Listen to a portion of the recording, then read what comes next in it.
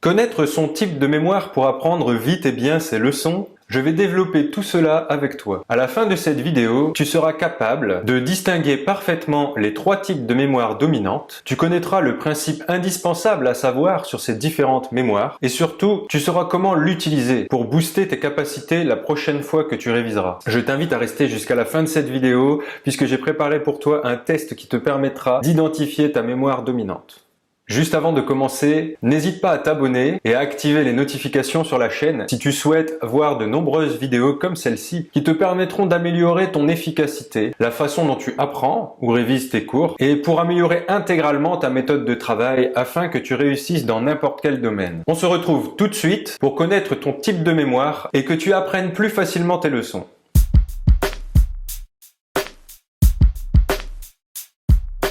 Tu sais certainement que nous disposons de 5 sens différents. Ce sont ces 5 sens qui nous permettent d'aborder le monde, de le sentir et de le découvrir par l'intermédiaire de notre corps pour nous adapter à notre environnement. Il est donc naturel que nous disposions pour chacun de ces 5 sens d'une mémoire correspondante. Nous avons donc une mémoire visuelle, une mémoire auditive, une mémoire olfactive liée à l'odorat, une mémoire gustative liée au goût et une mémoire kinesthésique. Kiné, kinète vient du grec qui signifie mouvement, et esthésique, sentir ou sensation. Littéralement, il s'agit du mouvement qui fait sentir, que l'on peut traduire plus simplement par le toucher et aussi l'émotion. Dans cette vidéo, je ne vais pas te faire un descriptif détaillé de chacune de ces mémoires car il est évident que nous n'évoquerons pas la mémoire olfactive ni la mémoire gustative. Bon après, si tu parfumes tes cours pour les retenir, fais-le moi savoir en commentaire, on ne sait jamais. Plus sérieusement, pour identifier ta propre mémoire dominante, tu pourras retrouver le test gratuitement en lien sous cette vidéo. Je vais maintenant me focaliser sur les 3 types de mémoire dominantes qui nous intéressent, visuelle, auditive et kinesthésique. Le kinesthésique est quelqu'un qui a besoin d'être actif pour mémoriser. Il retient mieux grâce au mouvement, il est plus facile pour lui de bouger et de reproduire une scène pour la mémoriser. Il lui arrive de faire appel aux émotions pour se souvenir. L'auditif retient mieux grâce au son et à la parole. Il est plus facile pour lui de retenir s'il écoute activement en classe et de comprendre son cours s'il parle et le répète plusieurs fois à haute voix.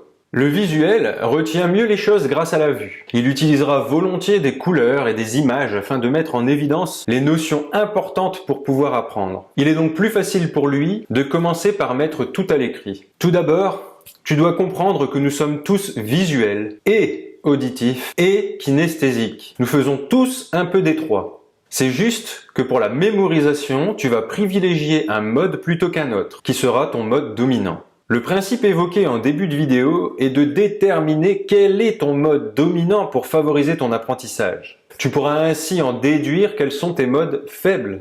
Utilisons un exemple pour mieux comprendre. Pour un kinesthésique, son mode dominant sera la mémoire kinesthésique. Donc lorsqu'il révisera, pour favoriser sa mémorisation et son apprentissage, il devra privilégier ce mode. Néanmoins, comme je l'ai dit tout à l'heure, il utilise aussi très probablement les 2 autres modes. S'il veut être réellement efficace, il devra alors renforcer sa mémoire auditive et sa mémoire visuelle. Pour faire simple, dans un premier temps, grâce à cette vidéo, tu prends conscience de ton mode dominant et tu favorises ce mode dans lequel tu es naturellement bon.